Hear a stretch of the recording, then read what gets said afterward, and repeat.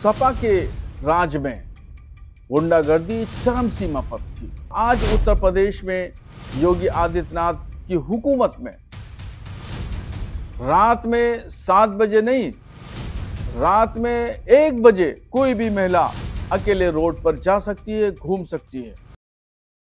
सपा मुखिया अखिलेश यादव जी तकरीबन 8 साल से एक रट लगाए हुए हैं कि योगी हुकूमत में लाइन ऑर्डर खराब हो चुका है और गुंडागर्दी बढ़ी हुई है।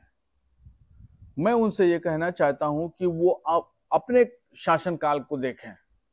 उनके शासनकाल में शाम को 7 बजे कोई भी महिला अकेले रोड पर नहीं जा सकती थी और गरीब लोगों के जमीनों को औने पौने अंदाज में लिखाकर और उसका मुकम्मल मुआवजा न दे करके उस गरीब की जमीन पर कब्जा कर लिया जाता था और उसको करोड़ों रुपए के भाव बेच दिया जाता था। ये थी गुंडागर्दी। और सपा के राज में गुंडागर्दी चरम सीमा पर थी और लाइन ऑर्डर का हाल ये था कि हर 15 दिन के बाद या हर 1 महीने में कहीं न कहीं किसी न किसी शहर में दंगा फसाद होता था, सांप्रदायिक माहौल खराब होता था और कर्फ्यू लगाना पड़ता था। मुजफ्फरनगर इसकी बहुत बड़ी एक मिसाल है।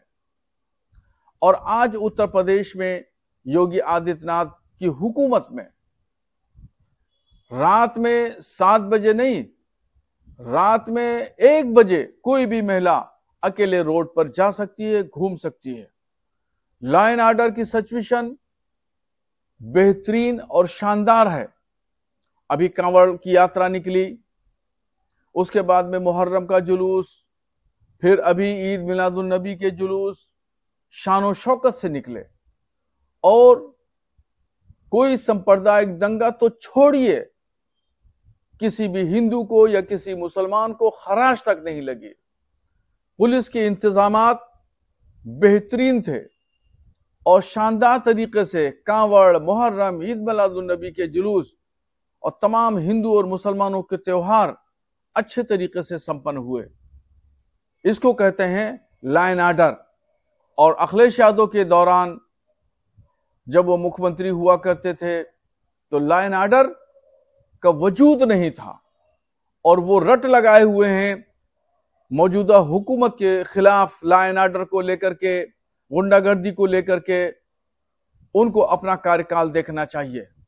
अपना कार्यकाल देखेंगे तो बिल्कुल शीशे की आईने की तरह उनको अपना चेहरा, अपने गुनाह, अपना जुर्म एकदम सामने आ जाएगा। कहीं ना कहीं उन मुसलमानों को भी एक टारगेट करते हैं कि मुसलमान उत्पीड़ित हैं इस सरकार। अखिलेश यादव जो मुसलमानों की बात करते हैं कि मुसलमान उत्पीड़ित हैं, यह बिल्कुल सरासर गलत है। ऐसा कहीं कुछ नहीं है। राशन, गवर्नमेंट की तमाम योजनाएं और भी जो जॉब्स हैं, अवार्ड्स हैं, प्रशंसनीय पत्र हैं, गवर्नमेंट की तरफ से जो दिए जाते हैं वो निष्पक्ष दिए जाते हैं। कोई उसमें कोई भेदभाव नहीं किया जाता। अखिलेश यादव का इल्जाम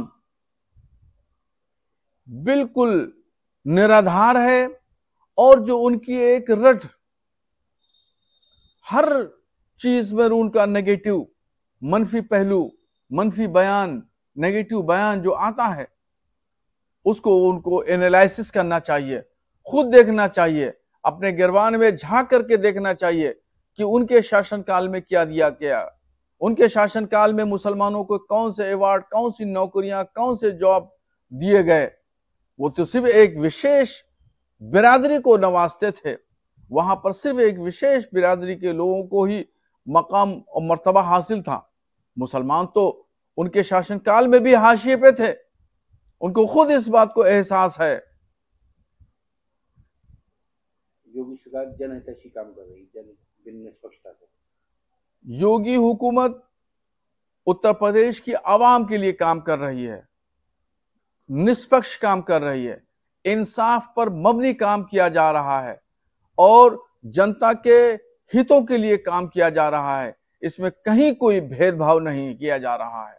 और जो लोग भेदभाव का आरोप लगा रहे हैं वो उनका मकसद राजनीतिक मकसद है और इसके अलावा कुछ नहीं है। यहां तमाम स्कीमों में, चाहे स्टेट गवर्नमेंट की स्कीम हो या चाहे सेंट्रल गवर्नमेंट की स्कीम हो, यहां पर हिंदू मुस्लिम के साथ कोई भेदभाव नहीं किया जा रहा है। छांगुर बाबा गैंग का एक खुलासा हो रहा है कि उनका मिशन 2047 तक इस्लामिक राष्ट्र बनाना था।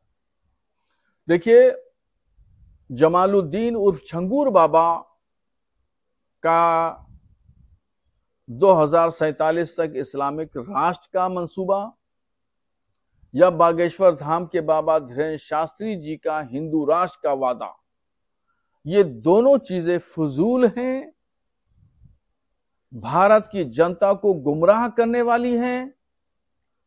धीरेन्द्र शास्त्री हिंदुओं को गुमराह कर रहे हैं, जमालुद्दीन छंगूर बाबा मुसलमानों को गुमराह कर रहे हैं।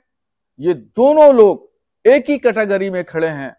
भारत हमारा जमहूरी मुल्क है, जमहूरियत की यहां पे खूबसूरती है, इसी वजह से इसका नाम पूरी दुनिया में है और पहचान है, इसकी आन बान शान है।